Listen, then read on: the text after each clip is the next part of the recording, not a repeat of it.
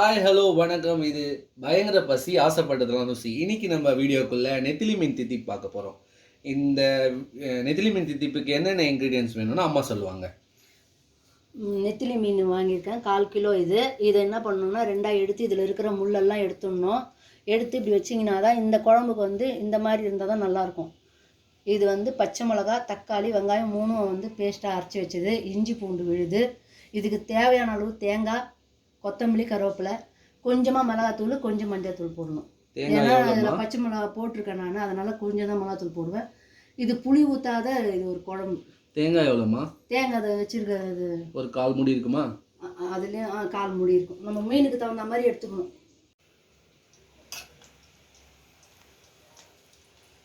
இப்போ நம்ம தேவையான அளவுக்கு ஊற்றுறோம். இதில் வேறு எதுவும் போட தேவையில்ல, கடுகு எதுவுமே போட வேணாம். இப்போ கருவேப்பிலை தான் போடணும். எண்ணெய் நல்லா காஞ்சிச்சான்னு பாருங்கள்.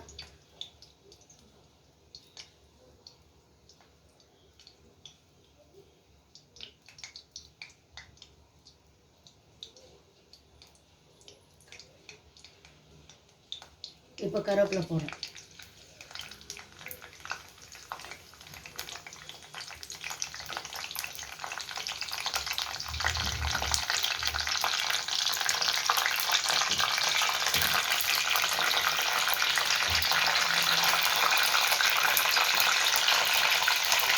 ரெண்டாவது இஞ்சி பூண்டு பேஸ்ட் போடுறேன்.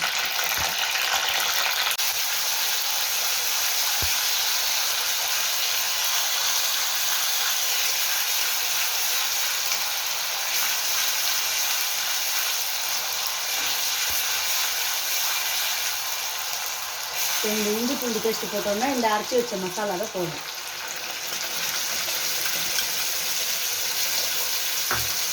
என்னென்னமா போட்டு அரைச்சிருக்கோம்? இந்த தக்காளி, வெங்காயம், பச்சை மிளகா அரைச்சிருக்கோம், இஞ்சி பூண்டு பேஸ்ட்டு இதெல்லாம். தக்காளி எத்தனை வெங்காயம்? சின்ன வெங்காயமாக இருந்தால் 3 போடுங்க, நார்மல் சைஸு. தக்காளி 1 இல்லைன்னா 2 தான் போடணும். ஏன்னா நம்ம எடுத்துருக்கிறது 1/4 கிலோ மீன் தான், அதுக்கு தகுந்த தான் நான் பண்ணியிருக்கேன். 3 வெங்காயம் 2 தக்காளி. ஆமாம், நம்ம இதெல்லாம் கரைச்சிலாம் ஊற்றிலாம் பண்ணால் இது வராது, கிரேவி மாதிரி நல்லா இந்த குழம்பு வரும்.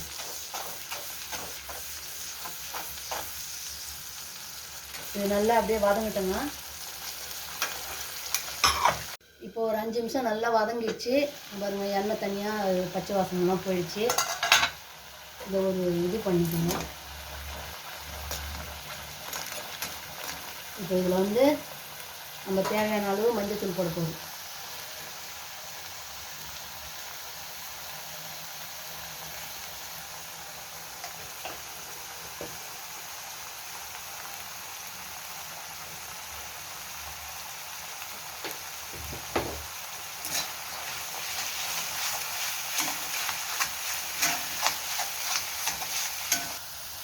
இது மிளகாத்தூள், மஞ்சத்தூள்லாம் போட்டிருக்கோம். இதை நல்லா இப்படி பண்ணி கலரி விட்டுனே இருங்க. இப்போ இது கூட தேங்காய் ஊற்றிட்டு நல்லா பொரிச்ச உடனே மீனை போட்டுடணும். மீன் போட்டு ஒரு 2 நிமிஷம் கொத்தமல்லி போட்டு இறக்கிடணும். இப்போ தேங்காய் ஊற்ற போகிறோம்.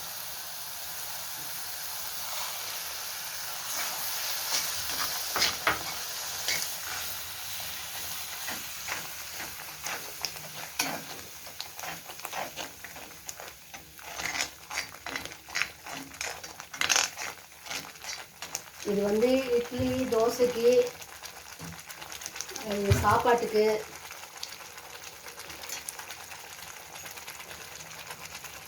இப்போ இதுக்கு தேவையான அளவு உப்பு போடுறேன்.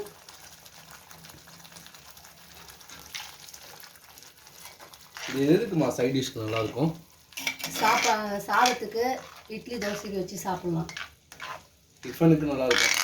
ரெண்டுத்துக்கும் எல்லாத்துக்குமே சாப்பிட்லாம். குழந்தைங்களுக்கு மெயினாக குழந்தைங்களுக்கு இந்த மாதிரி பண்ணி கொடுத்தீங்கன்னா முள் இல்லாத சாப்பிட்றதுக்கு குழந்தைக்கு ஈஸியாக இருக்கும்.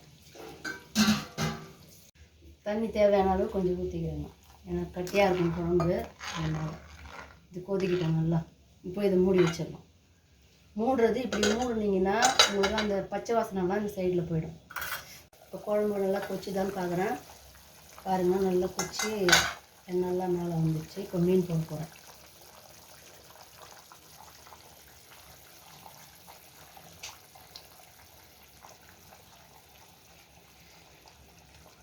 நெத்திலி மீன் போடுறாங்க. இது தித்திப்புன்னா உங்களுக்கு இது தித்திப்பாக இருக்கணும்னு நினைக்காதீங்க. இதில் புளி ஊற்ற மாட்டோம். வெறும் தேங்காய் தக்காளி அந்த மாதிரி ஊற்றி வைக்கிறதுனால இந்த குழம்பு தித்திப்புன்னு சொல்லுவாங்க. நெத்திலி மீன் தித்திப்பு. ஆமாம், இது நார்மலாக நீங்கள் சாப்பாட்டுக்கு கூட ஊற்றி சாப்பிடலாம்.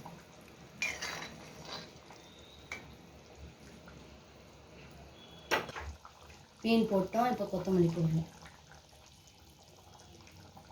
இப்போ சிம்மில் வச்சுட்டு ஒரு 5 நிமிஷம் கொதிக்க விட்டு இறக்கிட்டிங்கன்னா மீன் சீக்கிரம் வந்துடும். அவ்வளோதான். ரெடி ஆயிடுச்சாம்மா?